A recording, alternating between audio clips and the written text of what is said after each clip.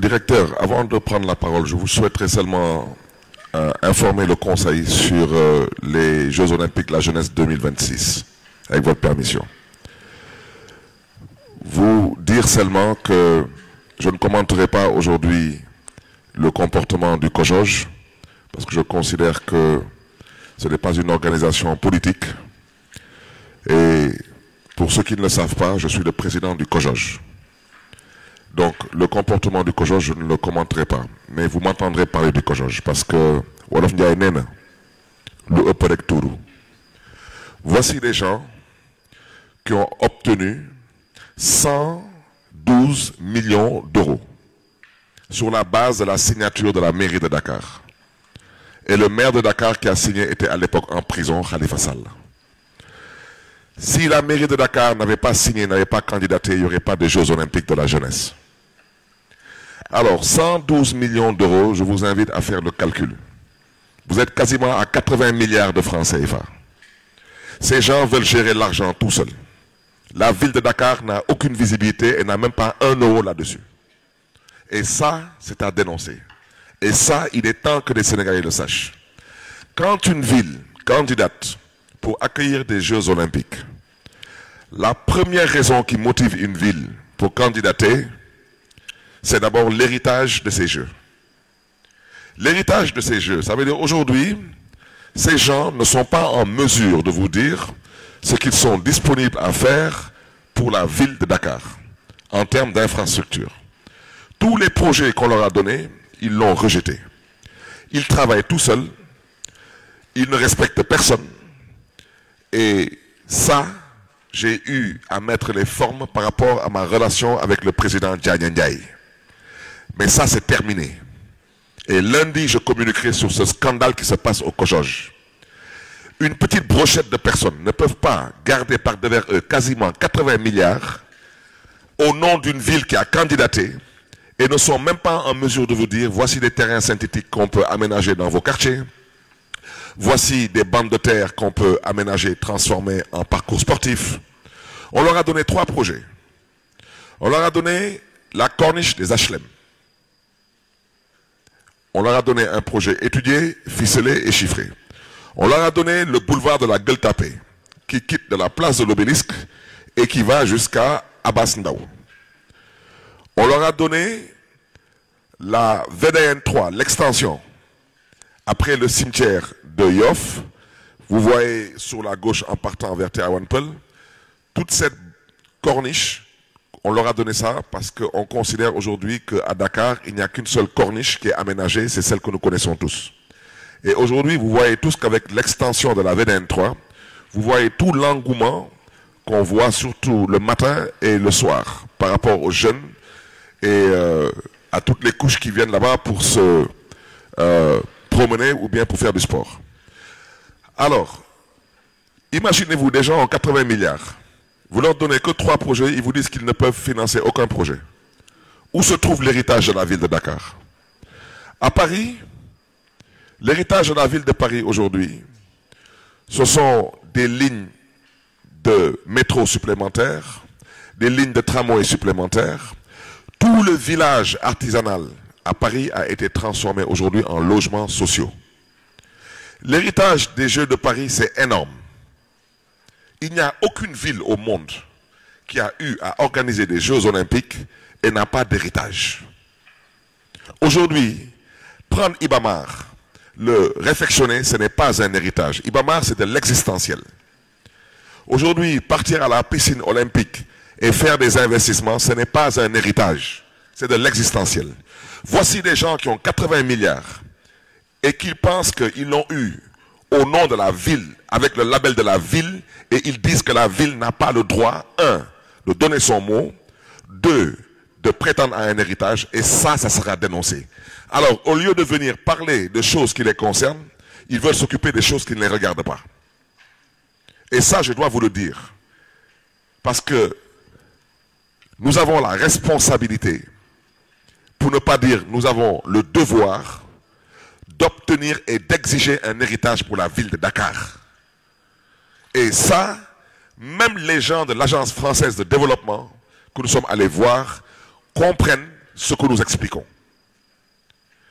Aujourd'hui, est-ce que vous pensez que c'est trop demandé pour aménager la corniche des HLM? Je crois que le coût tournait autour de 3 ou 4 milliards.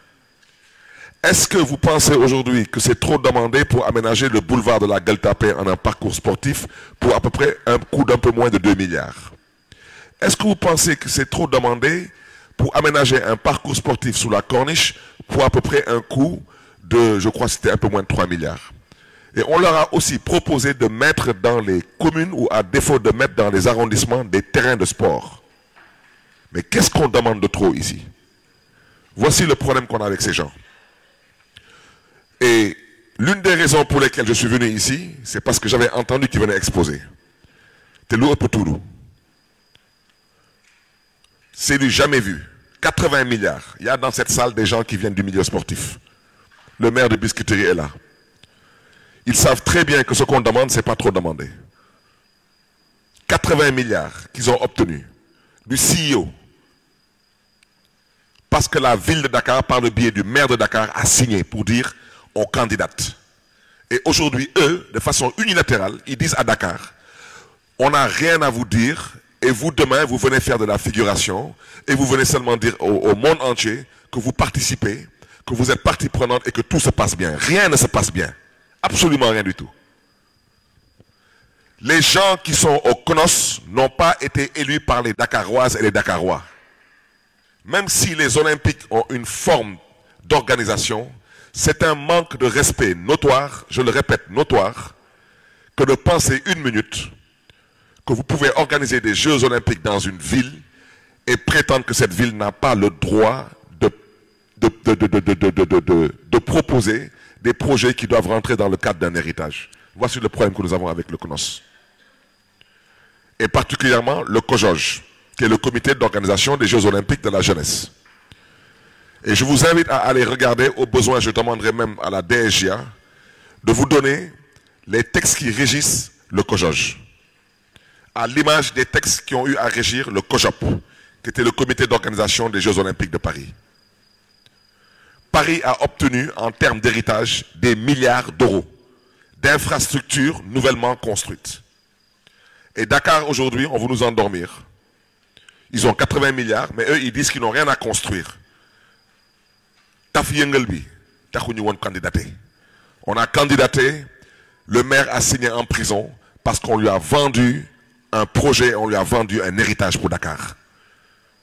Ça, je tenais à vous le dire, parce que le conseil municipal que vous êtes, vous avez aujourd'hui une opportunité de métamorphoser le cadre de vie dans vos communes et dans vos quartiers. Et ça se passe partout comme ça. Et à Paris, ce n'est pas que Paris. Si vous prenez le conseil départemental de Seine-Saint-Denis, ils ont obtenu énormément de choses. La commune de l'île de la commune de Seine-Saint-Denis dirigée par le maire Mohamed Niabali, qui est originaire du Sénégal, il a obtenu énormément de choses. Mais parce que c'est ça l'esprit même des Jeux. Et je terminerai par vous dire une seule chose. Ces gens-là, si vous les suivez, vous les laissez faire, depuis que le monde existe, le Sénégal sera le premier pays à organiser des Jeux Olympiques et à rafler 0 médaille. Vous savez pourquoi? Il n'y a aucune fédération impliquée. Il n'y a aucune ligue impliquée. Voici le problème du COJOJ aujourd'hui, et particulièrement le problème du CNOS. Et il est temps que le CEO soit informé. Alors, au lieu de venir parler aujourd'hui de choses qui les concernent, ils décident que soi-disant, ils ne rentrent pas dans la salle au prétexte qu'il y a une situation politique qui ne les regarde pas. Et je préfère ne pas parler. Parce que ces gens-là, à la limite, ils m'ont ciré les baskets pour jouer le jeu. Et je le répète, j'ai fait beaucoup de choses pour le président Ndiaye Ndiaye. Mais aujourd'hui, ce qui se passe pour l'organisation de ces Jeux Olympiques, c'est totalement inadmissible, inacceptable. Et même le gouvernement du Sénégal ne doit pas l'accepter.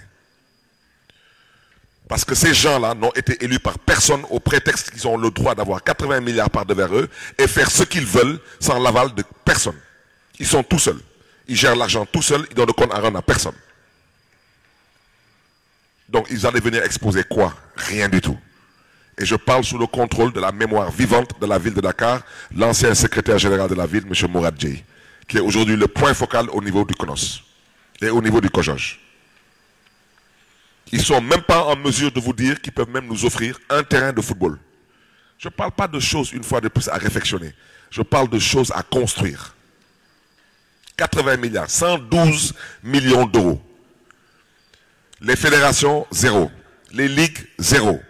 La mairie de Dakar, la ville de Dakar, en termes d'héritage, zéro. Ça veut dire quoi cette histoire? Ça, je tenais à vous le dire. Parce que la suite de ce combat, même si je ne suis pas là, vous devez vous battre pour que Dakar puisse obtenir sa place et que Dakar puisse aussi être considéré et respecté. Parce que c'est Dakar qui a candidaté, ce n'est pas le CONOS. Je vous remercie.